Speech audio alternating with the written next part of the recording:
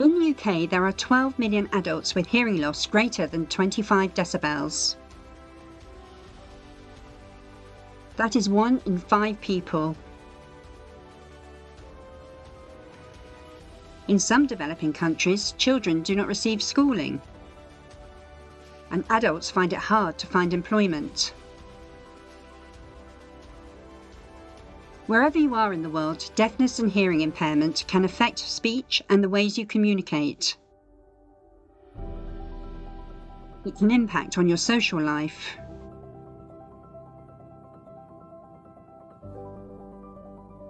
Feelings of not being included are common for those with hearing loss, leading to social isolation.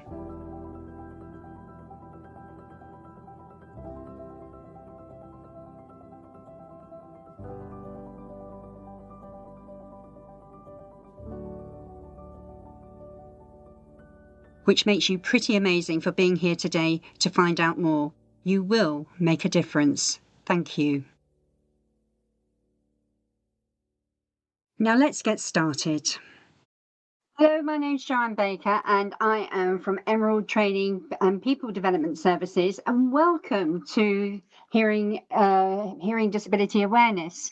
I'm delighted you're here now because this is such an important subject, so important in fact that the World Health Organization organised our World Hearing Day on the 3rd of March, and on that day I actually did a 45-minute session, and I decided that what I'm going to do is I'm going to replicate that in a podcast, which is what I'm doing now. It will be available to everyone to help you to be more health aware in the workplace. So without further ado, what I'm going to do is I'm actually going to put up my PowerPoint. I'm conscious that you can't see it, so I'm going to be quite verbal and descriptive in what I'm going to say. I'm going to tell you about my deafness and other stories that attach to it. I'm also going to talk about social model of disability and why that is important. And the social model of disability will help you to make adjustments in the environment, whether it's workplace or the service that you provide, or even if you have family or friends who have hearing disabilities or impairments. I'm also going to talk about the challenges of hearing impairments and hearing loss. And these are things that people just wouldn't think of normally. Maybe you have, but there's simple ways that you can actually make adjustments to make somebody who is hard of hearing life just a little bit more comfortable without being too obvious about it. And we'll also be talking about how you can help that person, as I just said. Now, by the end of the session, you will be able to spot potential problems for those with hearing impairment or disability within the workplace and action a solution. You will also be able to reference the social model of disability when making adjustments within your workplace. So what you're going to be doing effectively is taking the dis out of disability, leaving just ability. So that's really good news. And then you'll be able to communicate effectively, politely, and discreetly with people with hearing impairments or disability. This is about me, myself, and I. Okay. And the reason why I called it that is because the Alzheimer's Society say that if you meet one person with dementia, then you have met one person with dementia. And that could be said for any kind of condition, and that includes hearing disabilities as well. I am one person, so my needs and my desires and how I'm approached will be different to the next person who has hearing disabilities or impairments. So I think it's really important that we try and be as person-centered as we can and treat each person as an individual, because as I said, their needs may be different to the next person's needs as well. Let me tell you about my story. So I have always had problems with my hearing and or my ears rather. And I had numerous operations. I had my adenoids taken out, which is the first kind of operation I remember. And I've had various operations on my ear. Now, basically, at the hospital when I was a child, fully expected to have both ears operated on. They only did the right one, and that's been the least of my problems. My left one, however, has been a bit of a problem child, and I had a major operation when I was 11. I was in hospital for 6 weeks. And then everything seemed to have calmed down. I had another major operation in year 2000. And again, on my left ear, everything seemed to be okay. However, so what prompted me to get my ears sorted out? realised that I'm actually deafer than I was ready to admit. I was living at the time. I was living with in the countryside, and along the lane there was a hedgerow, and the hedgerow had hazelnuts on. It was a hazelnut hedge.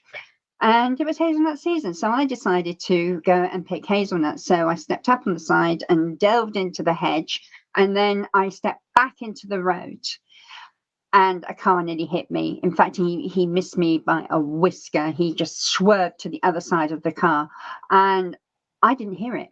I did not hear that car approaching. There was nothing else around me. There was only sort of birdsong. I didn't hear anything.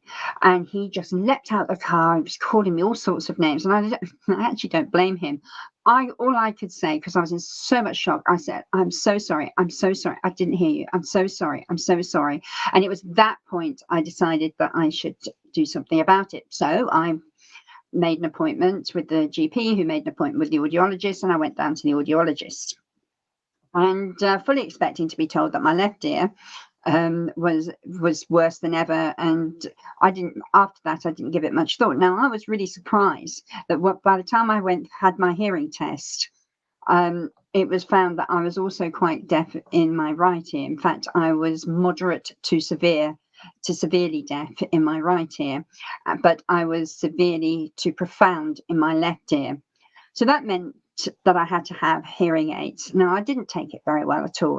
It's something that obviously I've been trying to avoid. I was in my 40s at the time, because I've had hearing aids for about 11 years now, and I didn't take it, and it was vanity, and honestly, what have I got to be vain about? But it was vanity that stopped me from getting the hearing aids. And if I'd known now what I knew then, I would probably given myself a bit of a kick and a talking to, because actually, the earlier you get it diagnosed, the more you're able to preserve the hearing at that level for longer. Now, I'm not saying that you'll maintain that hearing forever, but the loss will be less profound in the future. So you have the opportunity, depending on what the problem is, to maintain that level of hearing. Now, I can honestly say I got the hearing aids fitted. I got the actual the aids sort of fixed to my hearing level that I needed,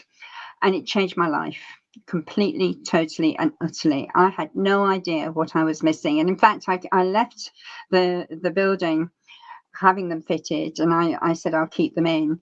And I could hear, and it was a cold February morning, and it was very icy, and they put salt down to stop people from slipping, and I could hear the crunch of the salt under the soles of my shoes. It was incredible.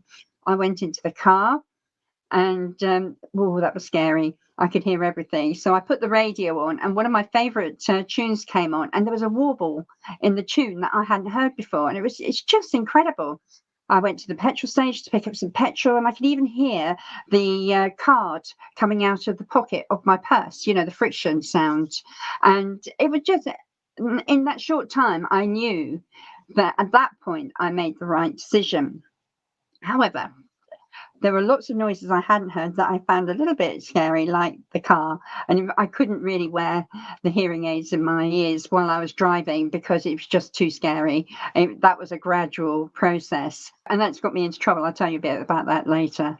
The other thing that I could hear was things like the birds, but singing from inside the house, because I lived in the countryside. I could hear the birds from inside the house. I didn't know they were that loud. I honestly didn't. I could hear them outside, but just a bit. To hear them while I was sitting in the lounge was just the most amazing revelation, if you like. It really, really was. It was fantastic. There are other things like the toilet flush. How loud is that? Crisp packets. That's pretty loud. They're awful. And even now they irritate me a bit. But so there are lots of things that happened. About 2-3 weeks after I had the hearing aids fitted, and I'd only just been going out with my partner for about 2-3 months, maybe 4. And I was it was one Saturday morning, and I was standing in the kitchen, and I could hear this noise. And for some reason, it really frightened me. I was rooted to the spot. So called my partner in, and I said, I can hear a noise. And I said, and it's worrying me.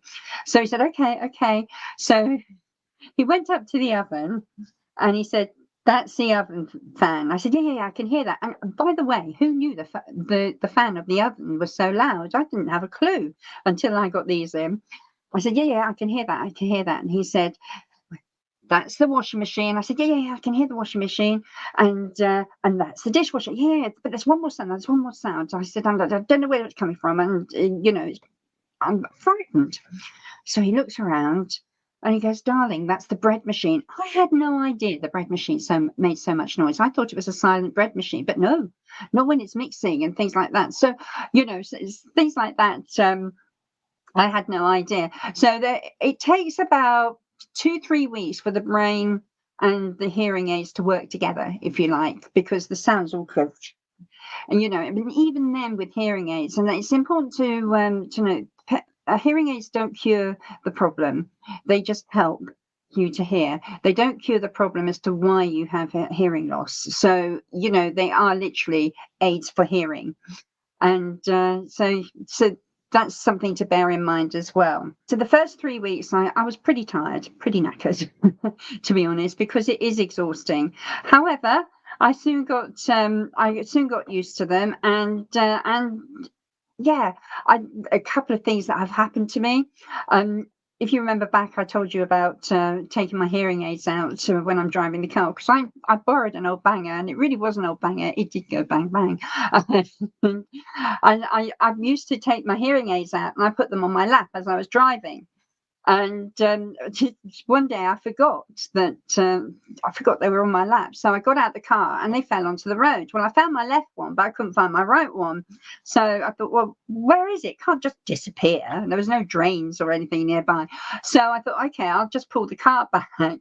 So I reversed the car and ran over the hearing aids. It was right under the tire. So I had to go back and say, "I'm so sorry, but I ran over my hearing aids." They didn't seem surprised. I can't be the first one that did it. The other time was, I won't tell you his name, but at the time, my youngest son was living with me, and I had my dog Buster, who's since passed away. And one day, Charlie, let's call him Charlie, did a very loud burp in the bottom. And I went, "Charlie," and he went, "Oh, did you hear that?" I said, "Yeah, and I can smell it as well." And he was like, "Oh," and then it suddenly dawned on me, and I said, "Hang on a minute." And it turns out that he's been doing loud burp in the bottoms that I haven't been able to hear, but could smell. And if I made a comment on it, he says, "Yeah, the dog's just burped in the bottom." And I've been blaming the dog when it was him all along. So he couldn't use that one. So he had to go out the room and do whatever he needed to do. So yeah, it was. So that's just one of the things that I don't, that's happened. Also, I could hear people. I can hear him from behind. So I always used to say, "You can say what you like behind my back, but I can read your lips 20 paces." And that was the thing as well with my hearing loss. It was such a surprise at how awful my hearing was that the audiologist and I had a discussion on this. And basically, what we had agreed on was that my hearing loss was very, very slow over a period of time. And as it was deteriorating, I was adapting and I was lip reading a lot more. And actually, you know what they say about 2020, hindsight being a 2020 vision. I remember watching a television program and there was two people in a pub talking. And as they were talking, someone walked in front of them and I missed that conversation. I missed that part of the conversation. I didn't see it. And so that should have been a red flag for me to do something about it. But at the time, I didn't even think about it as well. So what have I learned? Well, ear canals sweat, which affect the hearing aids. They can give you the whistling feedback, when they get damp. Hearing aid batteries last 1 week only. So if you work in health and social care sector and you're surprised by how often you're having to change the batteries, if you're working with someone that may have dementia who wouldn't be able to communicate that and you see a sudden change of behavior, it's possibly because their hearing aid batteries have run out. But also, they don't run out at the same time or the same day of the week or anything else like that. So I would actually pinpoint a day of the week that you would change the hearing aids as a matter of course. So say Monday at 8 o'clock, every Monday at 8 o'clock, you would change your hearing aid batteries. And I think that you'd be in a really good chance of them not ever running out. Now, hearing aid batteries are free. You usually have a hearing aid battery card that you take, and they date it and say how many packets of batteries they've given you. So they're usually in 2, 4, 6. They're in packs of 6, so they should last for 3 weeks. And so yeah, the other thing I know I found out as well was that your ears lose weight if you lose weight. So when we lose weight, we think about our middles and maybe our faces and things like that. But your ears lose weight as well. And I lost 3.5 stone, and I was getting feedback. My hearing aids were whistling and all sorts going on. And so basically I had to go back, and they said, yeah, it's because you've lost weight. Your ears lose the weight as well. So that's something that I had that I found out during my time with hearing aids. One other thing as well about batteries, your hearing aids actually have hearing aids are connected between the battery and the molds with a tube, with a very flexible tube. Now, I remember going back to the audiologist saying, I think my hearing is getting worse because I can't hear. And he had a look at my hearing aids, and he said, it's because your tube has got hard over time, in about over 2-3 months after the tube that connects the molds and the battery case and the amplifier, if you like, it goes hard, which means that the sound isn't so effective when it goes through. So those tubes has to be flexible. So if you find that you do change hearing aid batteries and the hearing doesn't seem to, it hasn't improved, or they're still saying it's a bit muffled, check the tubes. It could be that they need changing, and they need changing every 2 to 3 months. And also you are more prone to ear infections as well, which means they should be wiped clean every night, washed every night, and dried overnight while you're sleeping. Hearing loss versus deafness. Okay, now hearing is measured in 2 key ways: volume and pitch. When you have a hearing test, a specialist will be trying to find the quietest volumes of sounds that you can hear at different pitches or frequencies. Now, the volume of sound is measured in decibels, and pitch is measured in hertz. Now, I have got variable hearing loss. So in other words, I can hear some pitches better than others.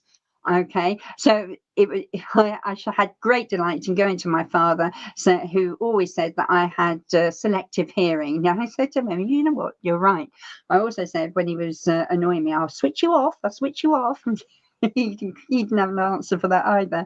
So yeah, and actually, don't tell him, but when I'm in the car, my partner talks a lot about the morons on the road, blah blah blah. Switch it off because I've heard it all before. But don't tell him. Anyway, so for you to hear sound, it must be above a certain level of decibels. Now, this is known as your hearing threshold. Now, hearing thresholds are categorized as normal, mild, moderate, severe, or profound loss. So if you remember, I said to you, I had moderate to severe hearing loss in the right ear. I had severe to profound loss in the left ear. Now, what does that actually mean? Well, normal hearing, which is 0 to 20 decibels within normal limits, it means you can hear quiet sounds of less than 20 decibels. Okay. Now, if you have mild hearing loss, it means that you can hear between 20 to 40 decibels. So you can hear sounds between 20 and 40 decibels. And typically you might find you have difficulty following speech in noisy situations. If you have moderate hearing loss, between 41 to 70 decibels, you will probably find that you have difficulty following speech. Now, severe hearing loss between 71 and 95 decibels, so you can only hear sounds and pitches between those two figures. Your hearing loss you will have severe difficulty following speech without hearing aids, and profound hearing loss over time, over 95 decibels, means that you would almost certainly need to have hearing aids or cochlear implants. Okay, you may even have to rely on sign language and lip reading as well. So what are the early signs of hearing loss? So in some cases, you may recognize signs of hearing loss in someone else before they notice it themselves. Now, research suggests it takes 10 years from the time someone notices they are having hearing loss before they do anything about it. And it's true. I'm pretty positive that it's took me 10 years to come to the terms, and 10 years and being near killed by a car, by the way, to actually do something about my hearing loss. I was aware that it was bad, but I didn't realize how bad it was. And, but I'll go through some of the early signs of hearing loss, and then I'm going to talk to you about how to tackle hearing loss in someone else if you feel that someone else has got hearing loss. Okay, so the early signs of hearing loss is difficulty hearing other people clearly and misunderstanding what they say, especially in group situations, asking people to repeat themselves, listening to music or watching television with volume higher than other people need, finding it difficult to tell which direction the noise comes from. Well, even with hearing aids, I have not got a Scooby-Doo where sounds are coming from. Difficulty hearing the telephone or the doorbell. Regularly feeling tired or stressed from having to concentrate while listening.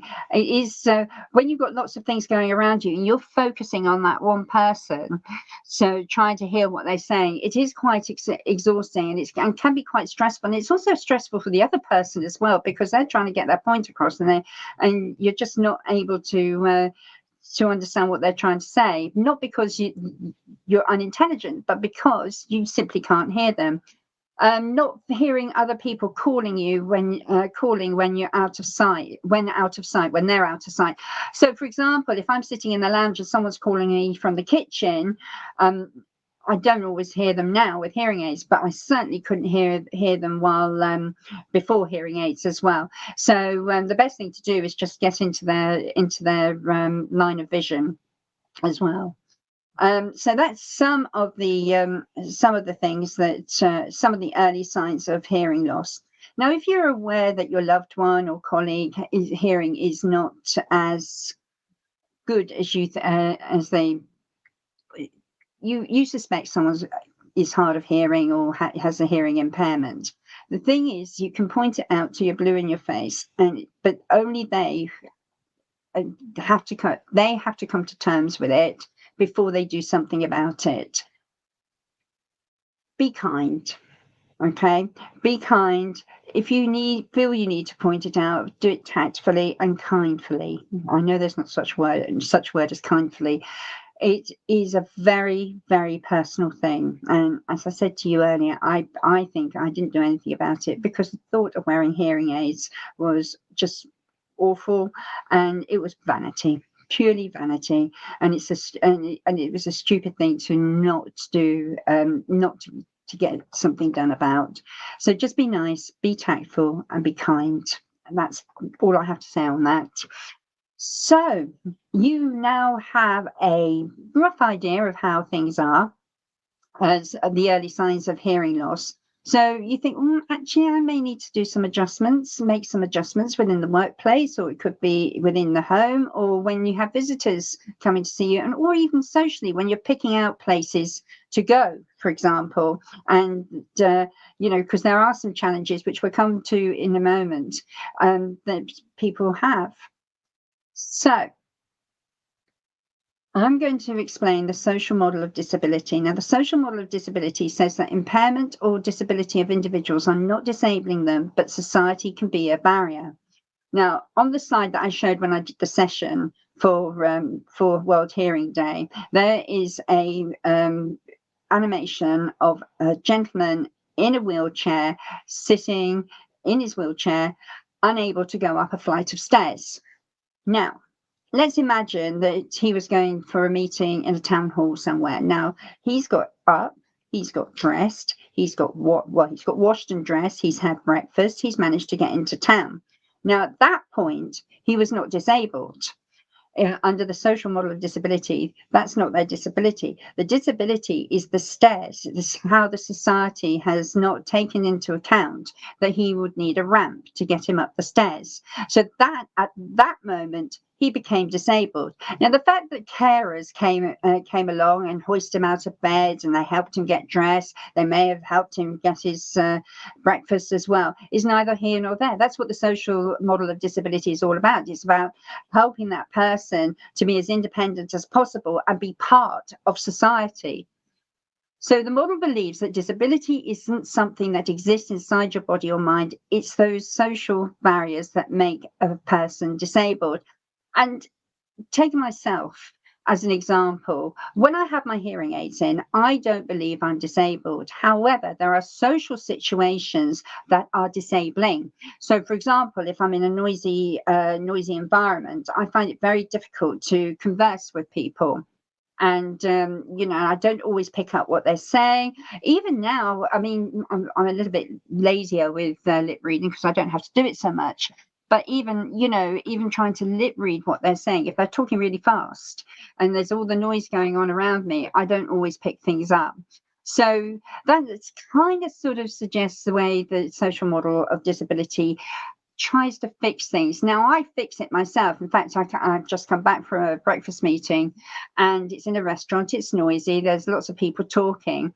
And when we start doing the networking, I actually spoke to two people, and I said, can we go somewhere quiet so that I can hear you properly? And that's what we did. We went to somewhere that's quieter, and I was able to have a good conversation. So a lot of people with hearing impairments or disabilities, they are pretty self-managing, but there's sometimes when a little bit of thoughtfulness goes a long way. Now, before we go on even further, if you feel that you want to make changes for yourself or for your colleagues or anybody else, it's important to remember that if you're following the social model of disability, impairment and disability are not the same thing.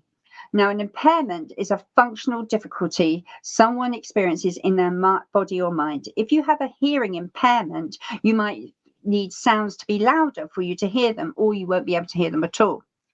Disability is the experience of not being able to take part in society because the barriers you face with your impairment. For example, if a video doesn't have subtitles, then you're not able to follow the video or the film or whatever it is you're in, and you won't be able to interact with your colleagues either. So what are the challenges and barriers for people with hearing disabilities or any disabilities? Some of them are akin to other disabilities as well. And it's important to remember, when I did the course, somebody says, well, why are people not deaf aware? It is one of the barriers, the challenges and barriers. And I kind of sort of defended it a bit, and although I feel I shouldn't have done, deafness is one disability. However, in this country, it affects 20% of the UK population. Now, that's a fifth of the population. And I think that's really sort of telling that perhaps we should be taking more notice of those with hearing impairments and actually making adjustments for them. And perhaps, and also think of the revenue that restaurants are losing from that 20% as well, just because they don't have a quiet place or somewhere that's not well lit. So the main sort of challenges and barriers is that people are not deaf aware. The other one is background noises, and this is interesting that I come back from the breakfast meeting, because after the first one and then the second one, I said I wouldn't do it again because I struggled so hard to hear people. And I thought, but then I thought to myself, well, I need to be responsible for that. If I can't hear people, then I need to ask them to move to a quieter place. So I've actually managed that myself. But background noises. So you imagine you're sitting in a restaurant, okay? That restaurant has wooden floors. So you've got the loud footsteps from the wooden floors. You've got people chattering in the background. You've got crockery and cutlery being clanked about. You may have the coffee machine in the bar. You may even be able to hear the kitchen, and then you've got people sort of asking for orders and or everything's going on around you. And then you have the straw that breaks the camel's back, music. You have music in the background. All that background music, amongst all the other noises and sounds going with it, can actually make or break somebody's experiences in any service, whether it's a retail, whether it's restaurant, whether it's a concert or anything else like that. So not a concert, because that's, you would go for music. I don't know if I said that, but anyway. So background noises are one of the barriers as well. Now, as we go along these, I would like you to think how you can overcome the barriers in your own workplace as well. The other one that is a bugbear is people covering their mouths while they speak. So if I talk like this, you won't be able to hear me so much. Can you see how my hand actually distorts the sound? I can't see your lips either. And so, if you're talking to someone that's hearing impaired, keep your mouth away. Keep your hand away from your mouth, because that is a serious barrier. So audio, too much noise distorts the hearing. Now, I've already mentioned the restaurant. Too much noise, as in plates, cups, saucers, all those kind of things. It's different to background noise. I remember when I was training once, I was in a new build, and they sort of insulated to the nth degree so that it's efficient in the winter to keep everyone warm without having to use too much heat. But it's blooming hot in the summer, and there was no air conditioning. And I was on the top floor, so of course all the heat went up there. So that meant I had a fan going. I also had the windows open, and the doorbell to the main building, it was a supported living building, was up in that office as well, because it was a large office that they doubled up as a training room. So they had that. And what else? Oh, roadworks outside as well. So I had the doorbell going off, the phone going off, I had roadworks going on outside, I had the fan going on in the background. Then there was about 3 or 4 gardeners who decided, oh, lovely day, I'll mow the lawn as well. And just as I thought that things couldn't get worse, they had builders in, sort of drilling holes in the side of the building. And this was on top of me trying to train and listen to what the learners were trying to say to me. I can honestly say I have never felt so exhausted as I did at the end of that day. And it felt like I had walked through treacle all day. So lots of noise, and it does distort the hearing. I mean, I had real difficulty being able to hear what the learners say as well. Hearing impairments or deafness leads to social isolation. Now, if you look back to when I said I was at a networking experience, and I was doing breakfast meetings and networking, and I just couldn't hear anyone. It became too stressful, and I went back and I said, I'm never going to do that again. You can actually see how people can become more reclusive because they don't want to get back into situations where it's not just hard work, but it's embarrassing as well. It's not, there's no dignity in not being able to hear people. And So, and what that also means is that at work, if people are not deaf aware, and you find that you start to sort of step back from the work things because you can't collaborate with people, and that's, so you're not putting forward your ideas, you're not being able to communicate your ideas because you're not being included as much, because you either can't hear, or that the environment that these collaborations are taking place are not conducive to that person who's unable to hear. A lot of people with hearing impairments or deafness have said that finding employment is very, very difficult as well. People don't seem to understand, and that's part of you have sort of social attitudes as well, which can act as a barrier. Thinking deaf is unintelligent. We are not unintelligent. Well, I'm not the brightest spark in the, I don't know, but I may not be the brightest, but I'm certainly not thick. And I know what I know, and that's good. But I think the problem is that if somebody who is hard of hearing, and I've done it myself, they're listening to people and they're not able to hear them, so they just nod. And then if they're laughing, you laugh back with them. So sometimes it looks, and then you might say something random that wasn't part of the conversation. So you totally misconstrued what was saying in the first place. So again, there's a bit of embarrassment there as well. And of course, then people know, oh, she's not really, she's thick, and it's not that. People think it's funny. People think it's funny. It's not funny. I cannot tell you the number of times when I explain to people I'm hard of hearing or I'm deaf, they go, "What? Pardon?" Ha ha ha. They think it's funny. It's not funny, and actually, it's really rude. So don't do it. Don't say pardon when someone says they're deaf, because it's not the first time they'd have heard it. I can guarantee you that. Everyone thinks it's the first time it's been said, but it's not. It's not the first time. It's not original. It's not funny. So please be more respectful if that is you. Hearing aids are a challenge. We can't get them wet. We can't, sometimes they do go wrong. So if they go wrong, the batteries run out at all times as well. Lighting is also an issue as well. When you're talking to someone with hearing impairment and everything, make sure that the room is well lit and that they can see your face, and think about shadows and things. If there's a window and you're talking to someone who is hearing impaired or deaf, just have your back to the face the window. Face the window so that the light can shine onto your face, and that will help them to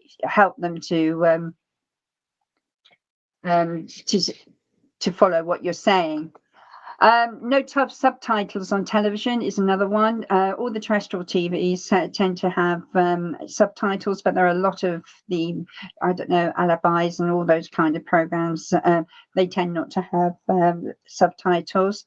Echoey spaces. I can remember training in a old Victorian hall, and it was every step I took, it was wooden floors. Every step I took echoed around the building, and every time I spoke, echoed around the building. It made it very, very hard work. The other thing I find very difficult, and I think a lot of people do anyway, but those that have hearing difficulties find it particularly difficult if they're at a train station, for example, and they can't hear what people are saying. The tannoy, they can't hear the tannoy, and I find that a pretty sort of I find that really hard work, and then I have to try and find someone to find out what exactly it was it said. Is my train delayed, or is there a problem with the train, and so on. The next thing I showed on the presentation was a film, and sadly I can't show it to you. So what I'm going to do is I'm just going to play it, and then I'm going to just tell you what was on it. Okay. So this is a guide to some of the ways you can politely and discreetly communicate with a person who has a hearing disability or impairment.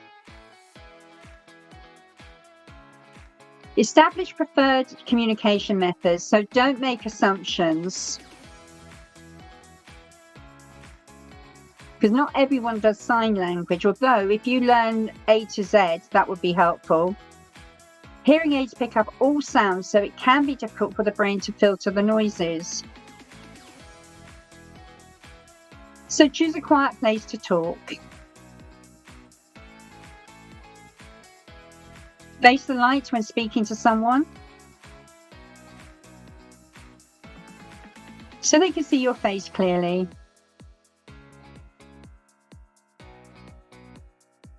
Speak clearly, no need to shout, as this could distort your communication rather than help.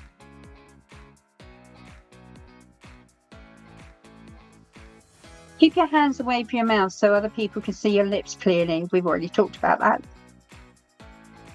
Keep your distance when talking. So take a step back if you need to. If you're too close, you can distort their lip reading. Limiting background noise can improve communication. Have a pen and paper handy in case they ask for it.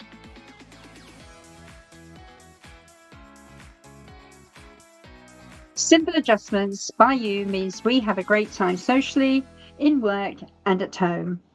Some of the aids that you can get are things like flashing doorbells, vibrating alarm clocks. So there's a pad that connects to the alarm clock that you put under your pillow, and when the alarm goes off, it vibrates the pillow and you. Fire safety. This is quite important actually, because a lot of people don't know that your local fire brigade actually do have a service where they come to your home and they risk assess your home and how safe it is for you if should there be a fire. So things like smoke detector. Now, I don't know if I will be able to hear the smoke detector while I'm asleep. Luckily, I have a partner, but if he's not here and the house is on fire, will I be able to hear it? Now, the fire brigade, the fire service will come around and they will do like a welfare risk assessment, and they can make sort of suggestions and recommendations as to how you can make your home safer and sort of fit in with your disability or your age or whether you're a smoker as well. Bluetooth has been brilliant. Bluetooth, you can actually, a lot of hearing aids are Bluetooth now. In fact, these are, and I can actually go onto the app on my phone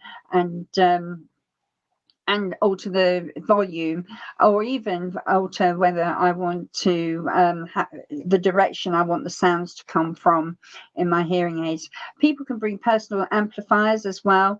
The other thing is, if you qualify, you can get an assistance dog, a hearing dog for the deaf, and these have a little bit. These will be able to tell you if the doorbell goes, when the alarm clock goes, if the smoke alarm goes. But they also have another side to them, is that it does actually get people who are hearing impaired out the house, because obviously they need their daily walks. And that actually starts to get them back into society, and it doesn't they don't feel so cut off from the community, because obviously they see a cute dog. Now, you're not supposed to touch a working dog if they've got their harness on, whether it's for the blind or for the deaf or whatever. If they've got a harness on, you're not really supposed to sort of approach the dog and stroke them because they're working.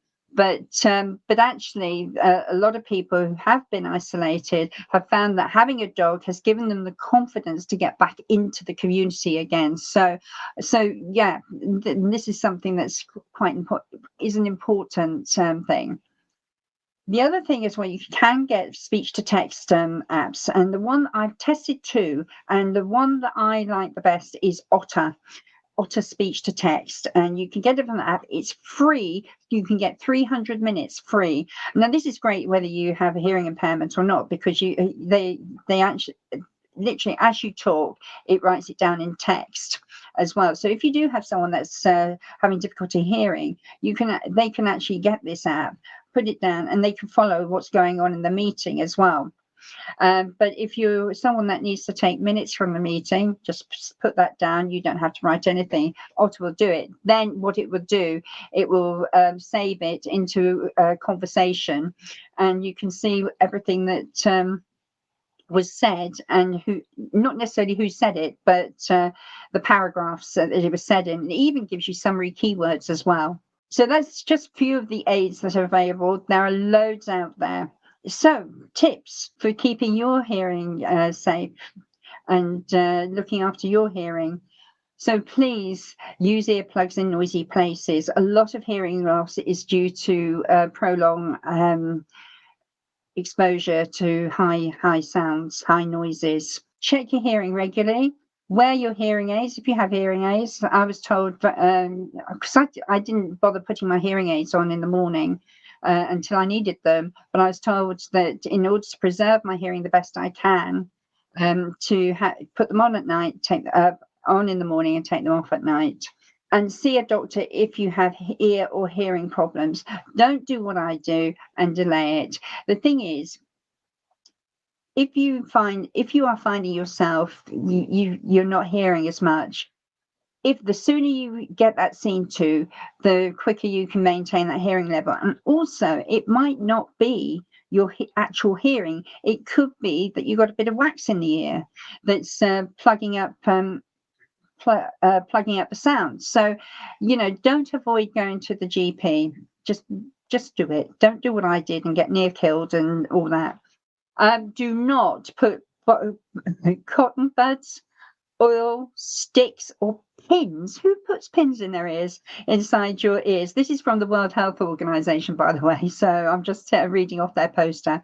Do not swim or wash in dirty water, and do not share earphones or earplugs. And don't listen to loud sounds or loud music. Okay. The risk of your hearing being damaged by loud noises depends on how loud the noises are and how long you've been exposed to them. Now, experts agree that continued exposure to noise at or above 85 decibels, which is similar to a lawnmower or loud traffic, can over time cause hearing loss. But there are lots of other reasons for hearing loss, not just sound, but they are one of the main things. So don't have your television, radio, and music on too loud. This is particularly important if you have young children around, because their ears are more delicate than an adult's. If you can't have a comfortable conversation with someone who is 2 meters, which is about 6.5 feet away from you, turn the volume down, because clearly it's too loud. You can get headphones that block out more outside noise rather than turning up the volume. And you can buy add-ons for your existing headphones that block out more outside noise, or noise cancelling headphones as well. Okay, so we've actually come to the end of our session. I would really like it if you could let me know what you thought of this session, whether you find it useful or not. And I would like to thank you so much for joining me. I hope you found it useful. And get in touch with me. So if you want to get in touch to let me know whether you found it useful, or whether from this you have actually made adjustments for people who are hard of hearing, then do get in touch on info@emeraldtpds.co.uk. That's info@emeraldtpds.co.uk. Thank you very much, and have a great rest of the day.